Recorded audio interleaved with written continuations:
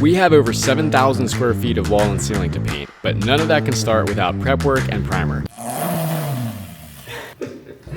That's all I have to say. In this video, we're going from bare drywall to ready for paint in our upstairs living space and revealing the one tool that cut half the time off this project. My neck is on fire, no doubt.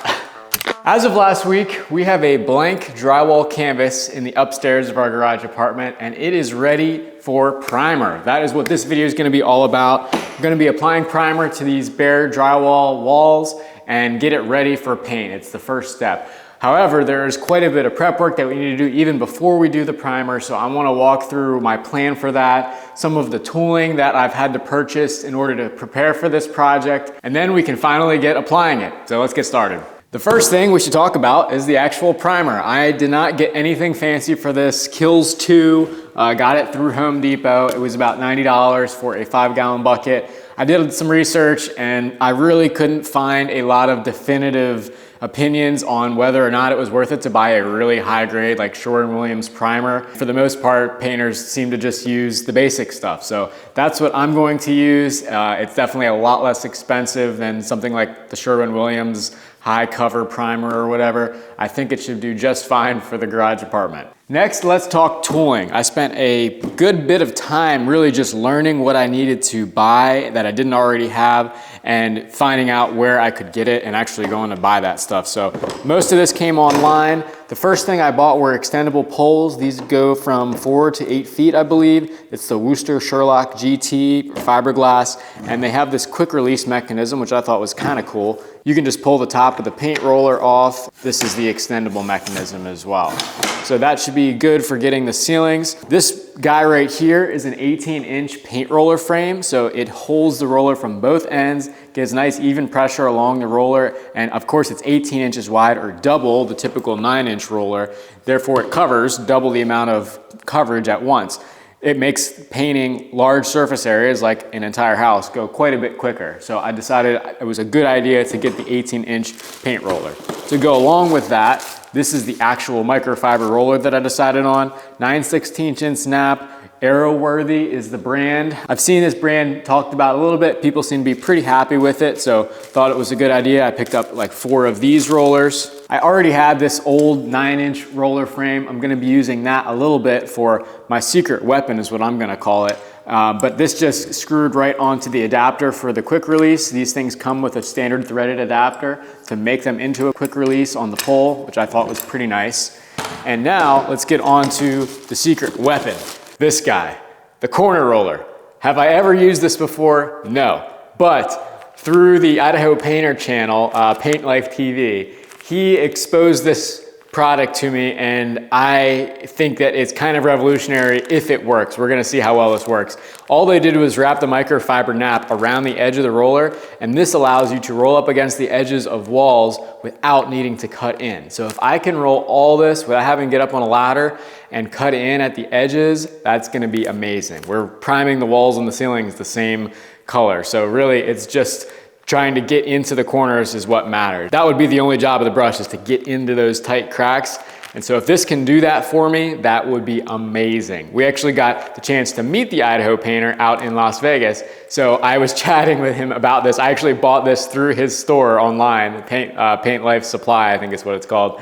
And so I was like, hey, I just bought 6 corner rollers from you. We're gonna give it a shot. There are gonna be some situations where I cannot get a roller in and I'm gonna need to brush a little bit. This is just a normal 3-inch brush. There's really nothing special about it. I'm not gonna be doing any special cutting in or anything where you'd want like an angled sash brush. So this is just to be able to slap some primer on. And then of course, the big green bucket here, this is an 18-inch roller bucket. That was also a Worcester product, I believe. I got that online as well, and that will allow me to easily dip and roll this. It holds like 5 gallons of paint as well. This piece of plastic here is a liner for the bucket. That stretches across the whole thing. I put the paint in that, and then when I'm done, I can easily take that bag out, cut a hole in the corner, and squeeze all the excess paint back into the bucket, and my bucket is completely clean. I discard the plastic. This little guy was also an Idaho painter recommendation. It is called the Monkey Rung Paint Spinner. you hook it to a drill, and then you can put a paint roller on this and then spin it in a bucket when you're ready to go clean, and it will spin all the excess paint out. Then you can put it in a bucket of water. It spins it in the water and gets it super clean, super easily. So I hope this is gonna work. They said it'll work on up to 18-inch long rollers. We're gonna see, but it was not that expensive, so I figured I'd give it a try. Step number 1 for preparation is masking off our beautiful black windows, and I have some scrap plastic to do it with. This came over top our drywall stacks when it got delivered to keep it from getting rained on. So I'm gonna reuse some of this. It's pretty heavy duty plastic, definitely way heavier than you need for paint masking film. But I'm just gonna tape this up there, and that'll keep any bleach white primer from getting on our nice flat black windows.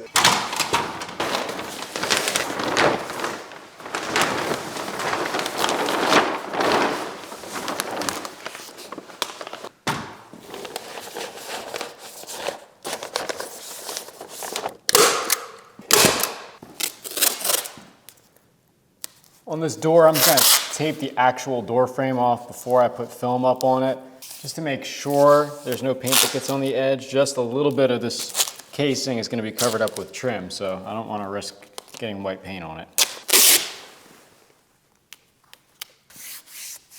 Let's address quantity of primer quick. I have 2 5-gallon buckets up here for this upstairs space, and I'm gonna need 2 and maybe a little bit more for the downstairs as well. I figured that quantity out based on square footage of the wall and ceiling surface area, and I was able to easily get that by counting up the drywall sheets that we actually used when doing all of this work. Of course, there was a bunch of scraps, but I just figured those as full sheets. I think it was 161 sheets were used up here, multiplied that by 32, and then whatever that number came out to be, that was my total area of square footage. And I was even actually able to figure out ceiling versus wall because we used 5/8 sheets on the ceiling with only 1/2 inch on the wall. So I know exactly what the wall and ceiling square footage is up here. Once we're done with the downstairs, I'll know what it is down there as well, and that will give me a good accurate estimate of how many square foot we're actually painting. With the slope ceilings and stuff, it gets a little bit tricky, and it was tricky to do that initial drywall takeoff to figure out how many sheets we needed. Of course, Chief Architect helped a little bit with that, but I did not trust the software completely. So I did a lot of that manually just by taking views in the software and just doing manual area calculations for how much square footage was actually contained in the wall area. But now that I have those numbers solid, it makes it a lot easier to do the paint takeoffs. If you don't have a new construction project, of course, a good old-fashioned measure and calculate is what you gotta do.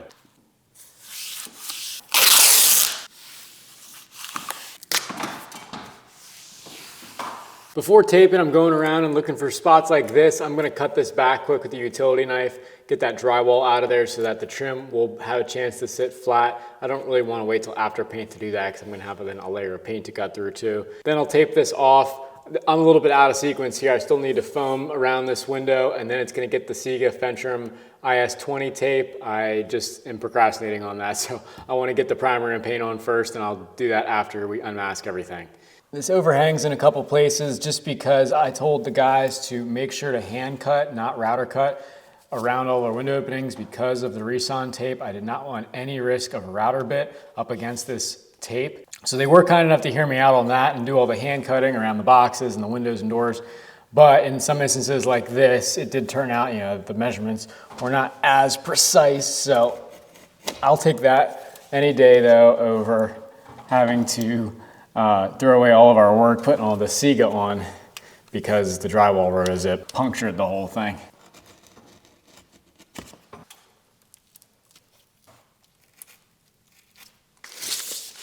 I tried the whole winging it method with that first window and it just did not work out very well. It's a lot easier just to measure it, fold it to the right rectangular size, and then put it in the opening. Give yourself a couple inches on either end and get some staples in it. And that's the way to go. Something else I should talk about too, because I forgot early on, was the spraying versus rolling debate, because I was not sure whether or not I should spray or roll all this. Being that it's new construction, everything's wide open, there's not that much to really mask off, not that much to hurt. So I thought maybe it's a good idea to spray it, but after enough research, I kind of talked myself out of that and decided rolling would just be logistically easier. I don't have a ton of experience spraying. I've really only done the 2 doors that we did for this project. I thought that the rolling would be a little bit more user-friendly, and spraying requires back rolling anyway. Granted, it's not to the same extent as if you're rolling the paint on originally, but the back rolling gives that roller stipple so that you can actually touch it up later, and you're not touching up against a totally smooth cabinet-like surface where it's gonna stick out like a sore thumb. So back rolling gives that roller stipple, and it helps with paint adhesion. So I figured if I gotta back roll the whole thing anyway, I might as well just roll it on to start with. And that's what I'm gonna end up doing. I think it'll just be a little bit less messy and, you know, probably slower, but nothing about this build is really production speed. So I'm not incredibly worried about that either. And even the professional painters on the forum that I saw, it ended up being about 50-50 as far as who rolls and who sprays in their day-to-day job, because some guys just don't feel like doing all the prep work for spraying, and I get that. But like when you're doing cabinets, of course you gotta spray them to get the smooth finish. Walls though, it's a little bit of a different story. I'm not sure if you can tell on camera, but with these 3 windows taped off in the main room, the lighting is like very golden hour-esque, very soft and like yellow. It's kind of like a nice little construction mood lighting.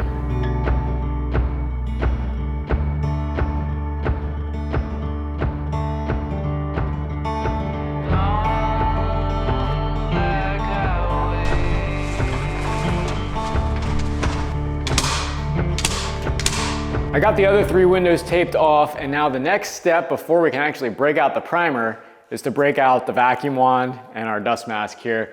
I'm going to vacuum off all of the walls and ceilings because there is a fine layer of dust on them from the drywall sanding process. It also kind of raises the hairs on the paper of the drywall. So after we prime, I'm gonna have to sand that down again before we do the final coat of paint. But the primer sort of raises those little hairs up as well. But there's enough dust on these walls that I really don't wanna just prime over it and let it mix into the primer. I read that on some forums that that's what some people do. But I feel like that'll really create a lot of big heavy flecks that need to get sanded down. So I'm gonna do a little bit of work ahead of time to try to avoid that, vacuum what I can. I also experimented with the little feather wool duster. Here's that little guy. We bought this for cleaning out the ductwork, the sheet metal, before we put it in, and it actually worked great for that. This does a pretty good job at sweeping off the walls, but of course it just flies the dust into the air anyway, and I'm gonna have to come back and vacuum it up off the floor. So I was gonna do this originally and figured, well, if I gotta come through with a vacuum, I might as well just try to hit the walls by itself. I was kind of worried about the vacuum head attachment. All I have is this rubber squeegee one that's really meant for wet vacuuming, and I was worried that it would scratch the walls up, but it actually seems to do okay and doesn't leave any marks or scratches that I can tell anyway. Probably be able to sand them out regardless. So I'm just gonna use this guy and go for it. This is gonna be, probably about an hour's worth of work to vacuum all these walls and ceilings, but I think it'll be worth it. Safety third, as I always say.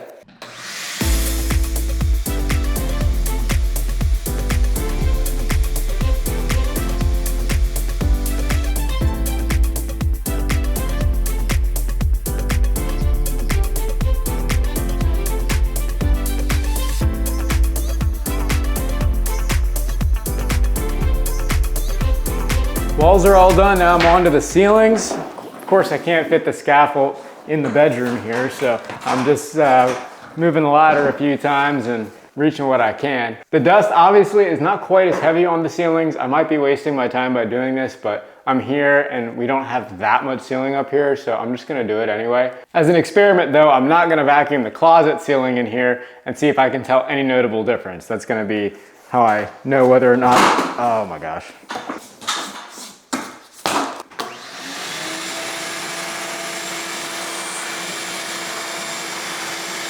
I definitely see dust coming off, and I'm also getting the tops of the walls that I couldn't reach, the 10-foot walls. I couldn't get the top foot or so I'm gonna do that while I'm in here too.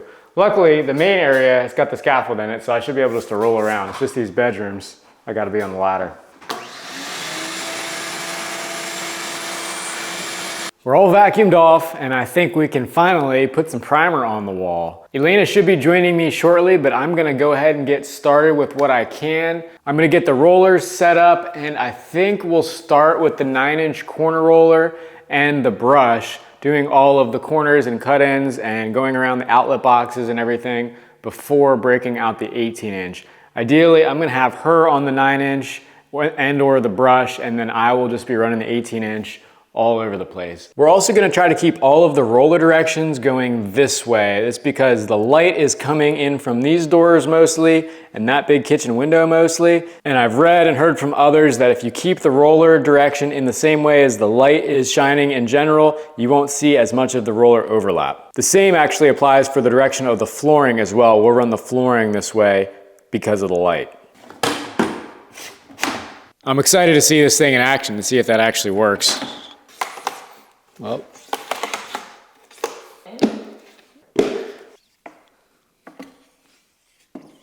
giving her a good stir. Probably should use a drill mixer, but big stick will suffice. Oh my gosh, here goes nothing. Oh my gosh, don't splatter it all over the floor. How much are you doing? I don't know. Okay, that should be good. Fill your thing. And pull it out. Okay. Yep, that's good. Perfect. Teamwork. While Elena primes around all of these outlets and wires and everything that I can't get the roller right up to, I am going to start with the corner roller and start getting the 90-degree corners that I can get with that and sort of cutting in with that roller before I hit it with the 18-inch.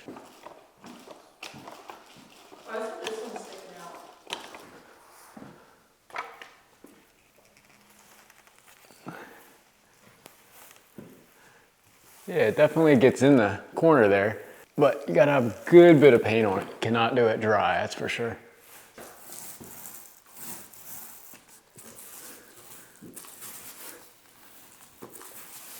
I think in the very, very corners though, I'm gonna need you to get up there and brush, because it doesn't want to get in the extreme corner. It is still a round thing after all, trying to go into a square corner. But yeah, for the majority of it, especially on the verticals where I can really press into it a little bit, it seems to work just fine.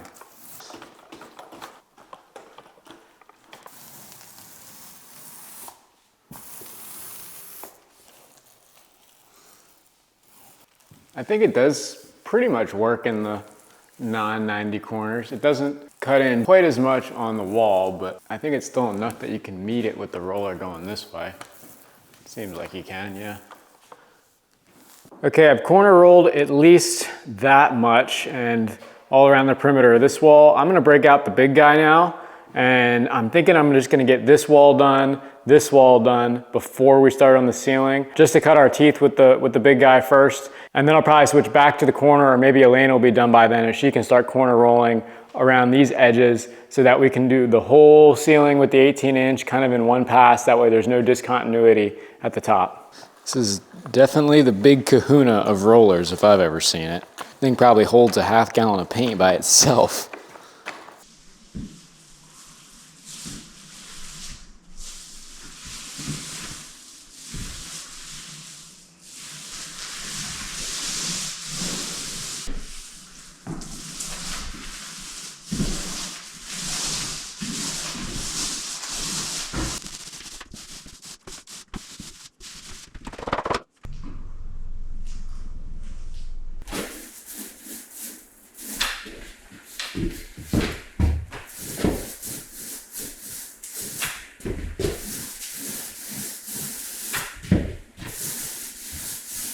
The sun has now set and we've been motoring. Oh my gosh.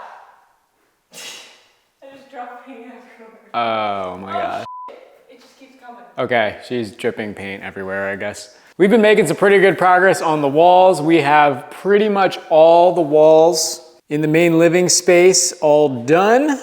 Elena's working on the hallway walls now. She's got the corner roller rocking. Some excess that fell on this wall. Oh geez.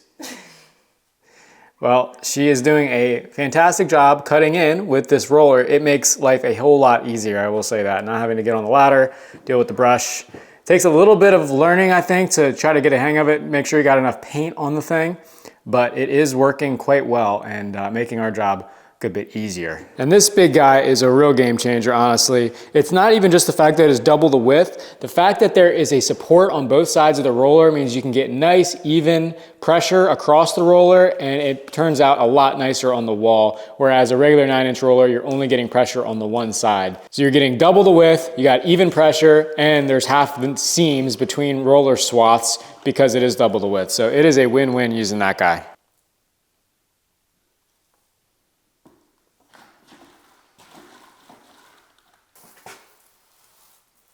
Before this dry, we did go back and feather out the edge so it wouldn't be a defined line when we hit it with the 18-inch.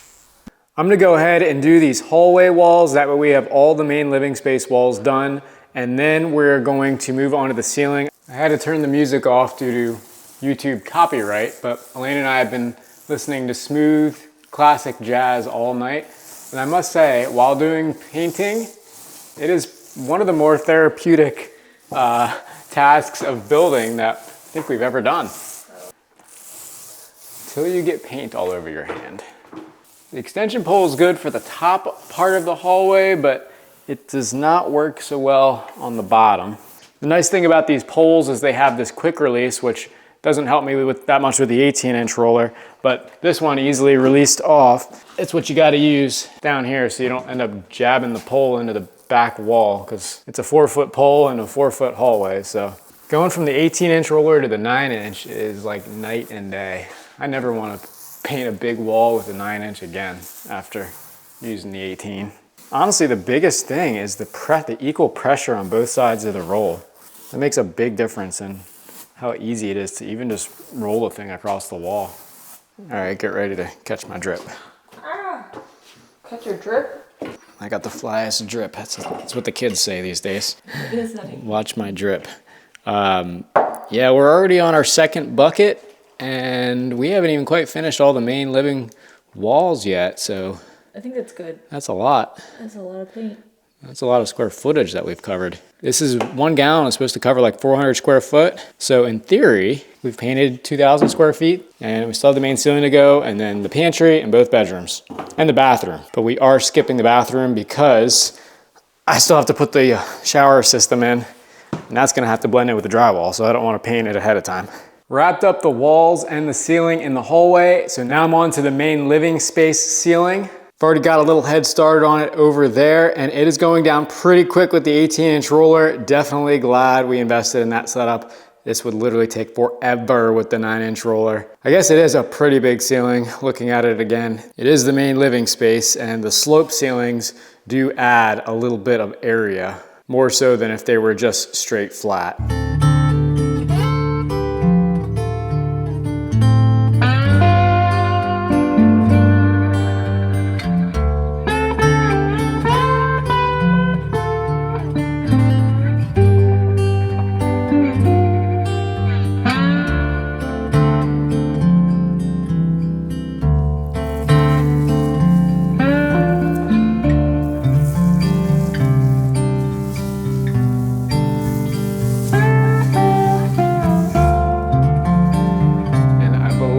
That right there is the very last bit of the main ceiling. My neck is on fire, no doubt.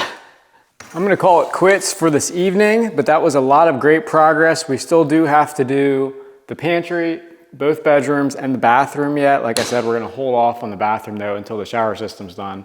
So tomorrow morning we'll knock out those 3 rooms, and this should all be pretty much dry enough to at least get a first little sanding pass on. I just want to barely knock off the texture from the drywall fuzzies and any amount of dust that was still on the wall. We'll knock that off with some, like, I don't know, 200 grit or 180 grit sandpaper, something like that, on a pole sander, and then we will be ready for paint. There was just a couple areas in the ceiling. There's one seam, and then along this back edge on this angled seam here, there was a couple areas where I think I need to sand down a little bit. The drywall mud was it just wasn't quite right. There's a little bit more of a buildup than I would like to see. So I'm gonna try to sand those down the best I can tomorrow and see if I can get that to look any better. I'd rather not have to apply any more mud to it. I got to take a pretty darn good look at basically every square inch of the wall while doing this, and the drywall looks really nice. So aside from those two little areas, I'm very happy with how it all turned out. It's looking a lot brighter in here too. The ceilings look even higher now that they're fully painted and that all splotchy drywall finishing. So that's pretty cool. We'll pick this up in the morning.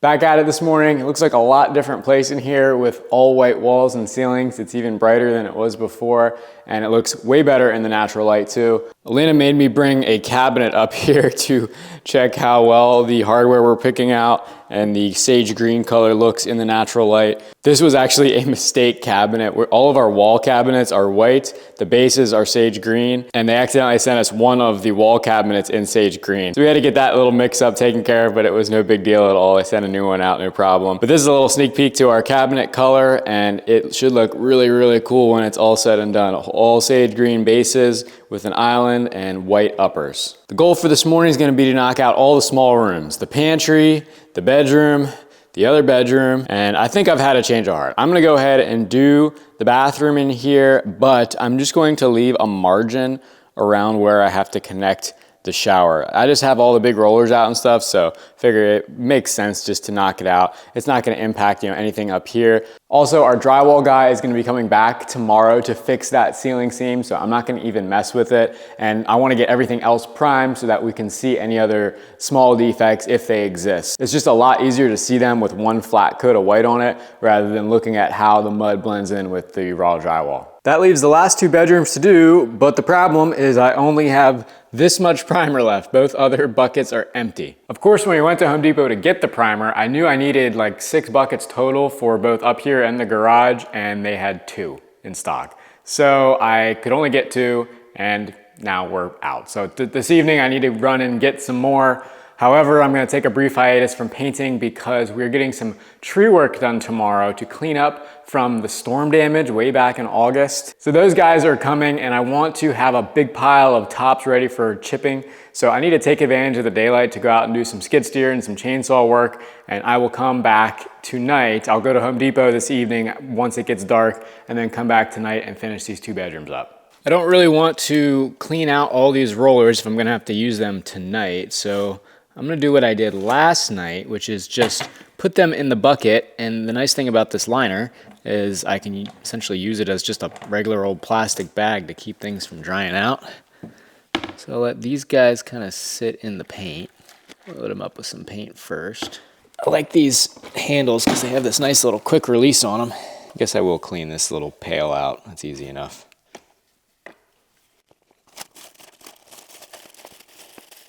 Beautiful. Now in theory, that should not dry out. And the rollers didn't, but what did was all the paint on the edges of the liner, and that ended up back on the wall as flakes and chunks the next time we went to roll. So the lesson here is to use a fresh liner every paint session, but a plastic bag around the roller itself is fine.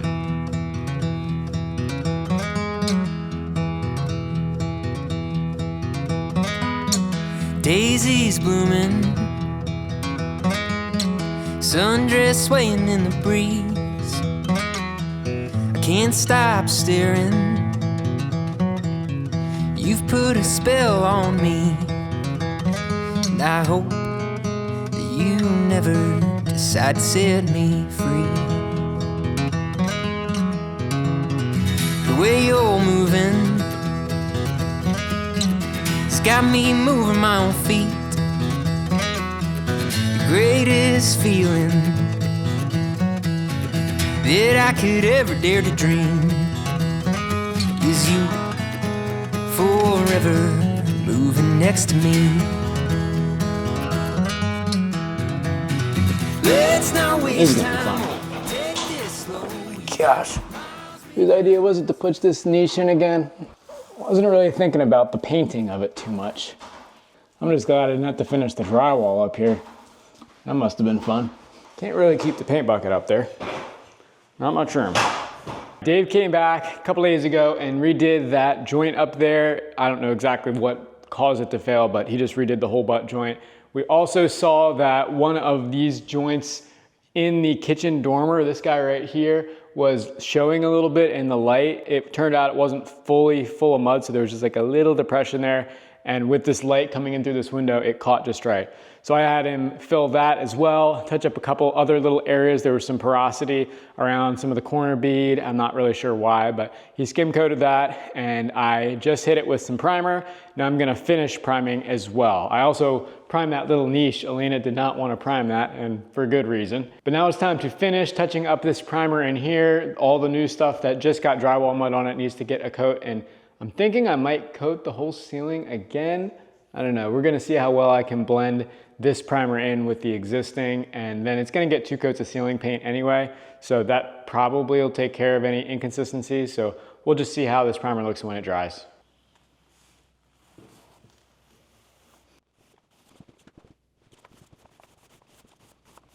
Looks like it's gonna pretty much disappear. I think I can get away with not pre-priming the whole ceiling. Save me a little bit of time and energy, not having to do that. Can just get right on to painting. If I'm gonna put 2 coats of ceiling paint on it anyway, it should be all right.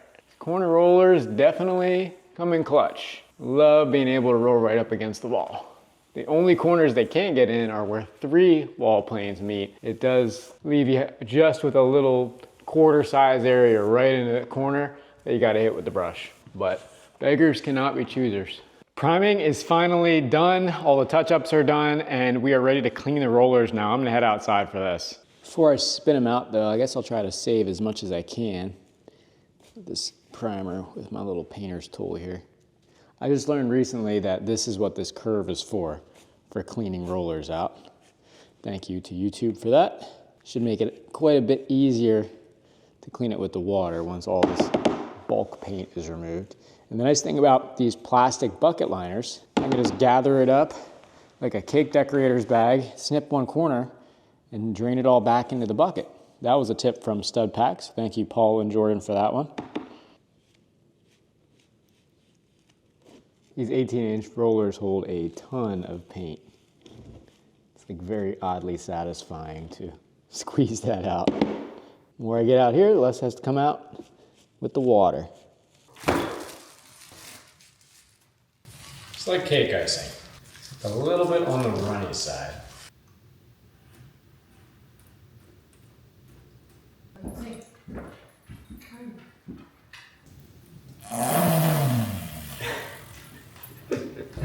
That's all I have to say.